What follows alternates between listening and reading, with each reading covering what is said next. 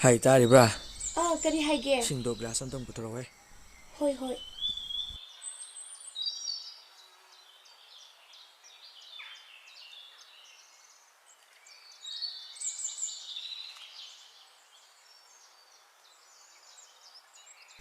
Se, isingsida leiri.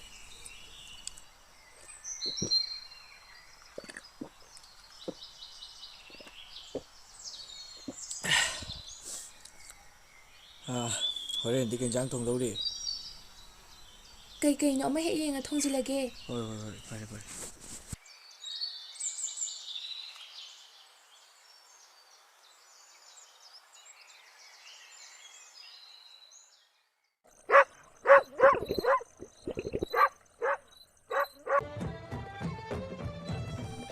Nupi, paukong chen bisanas. Apo bamiduna haying insak mahawba makong nasi. Hoi nupa. Adudi nang hana chalo. Adudi ay hana chalage ko. Pambo mari panba nupa amana. Nakanda kawa na mayanba. Tabna leina jawai saba. Mamang na nupa amana. Haraw na tharo maru onba. Kari na fongla unupi.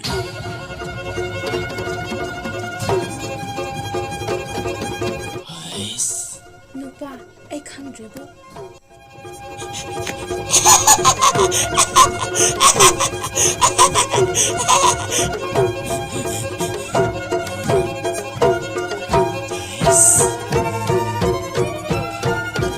Nakoy na yek tawbadunidana. Asa mari panba tareng dalang kayap chilaga leibadunidana. Pambo mari panba nupa aduna leina jawai saba haibadi leibakta langdum onba haibaduni. Hoi, chume. Adudi ay amuk chalage. Karigumba phongba ngamjagana koknare ko. Kognasi. Hayengse aina poragana aina sareng leiba nang Machinjak ilibi makai kappa. Indragana kappa topa. Karino hayo. aduk laibadubo kaptreng da lasing takpadunidana. Chume. Adudi hayengi sarengse aina kongba taredo. Asuk pajaba kudong sabasibo. Karamna mangari. Nupa sige nupi saraga. Ayaw nupi sina. Sayang laiba sakring ada. Ayag na. Sayang mapusan na jang lagi. Matay mana kainan ge. Aduka. Nupa sige nupi sadana. Matang khra laiminaraga. Mara tomli gaida. Makauri meatora. Ichup ke. Karida. Hayang ngayon iyak ka lagi. Nga sige di lagi.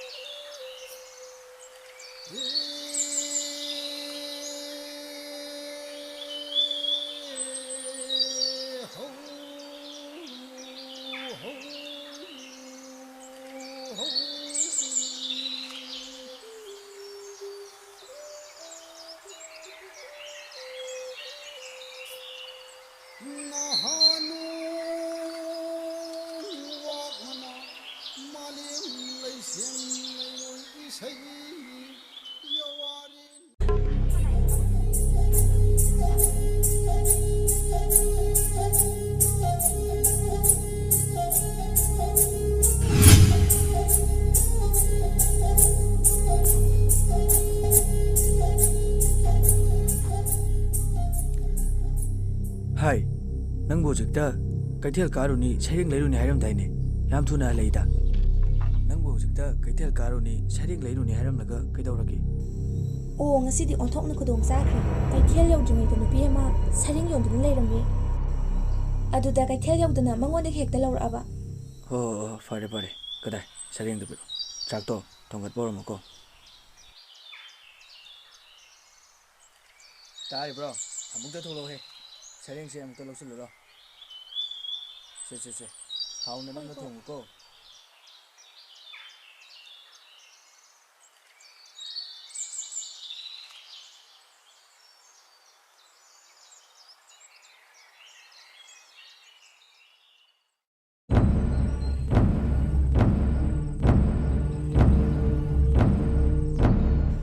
hojikta aingondha sering samalamaga chak thongba changkidaine Kadai di wano tawr isina. Hojita hal isini. Kana amuk la amagi.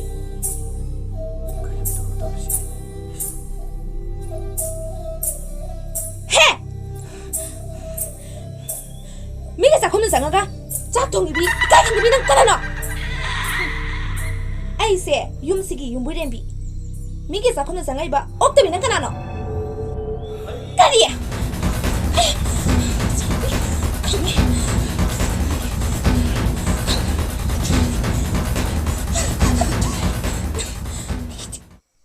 Hꯧjikti lekai memna wael bangam jabanina ningthau ko nung kaba tabani karambana asengmano karambana natabano khandokna ba ningthau ko nung kaba tabani adu di chakna ba tawsi la la hogol hogol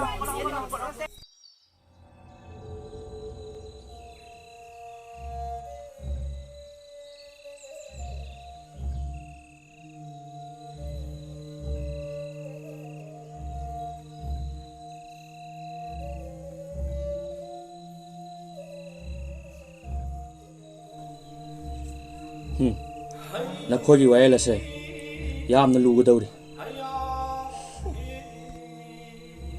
laina natana mina di wayan bangam loidawri aduna lai wayan haurasi ahanbada ifa phajana losinaba honasi lai gi wayan di chaina panbe ai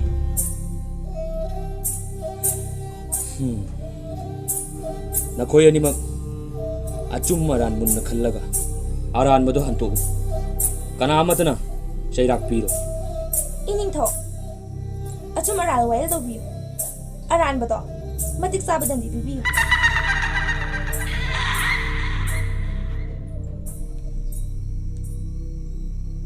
aran bado ut on oisna iningthau lagi wael do bi Phare adudi hey kana lay utung matang yaudaba ama poro aduga loisangdagi amaiba ama sukoro Fagani ningthau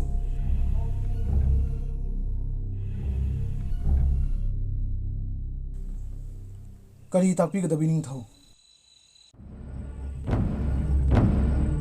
Iningthau utong sida lejara Ipu se sida leiribu utong ase lai gi oiba matik mai senaba lining thogi khuya khada katpiru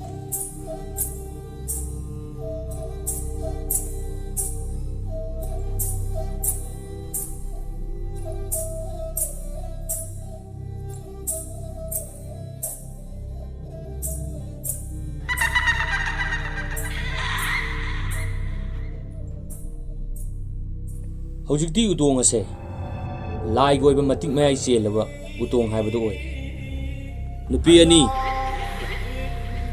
taw sida lala ton haptuna thamliba lai gu tongni utong asigi manungda lituna phawdo pangamba nupa asigi asengma nupi ni hayo nakhoi ani kanana hana litkani iningthau nanai hana lijage phare phare litlu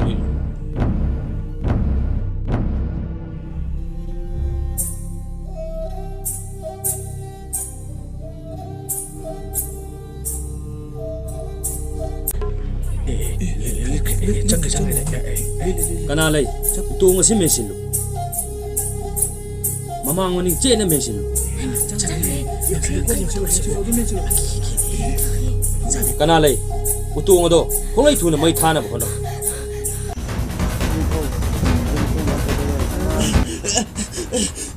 Iningthau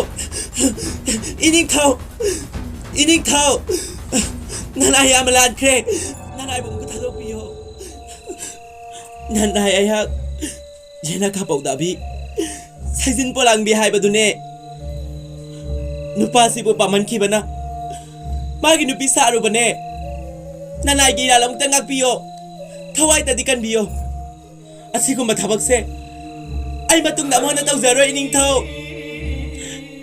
ai bum ta thadok piyo ai yamna lan kre phare adudi thadok pikro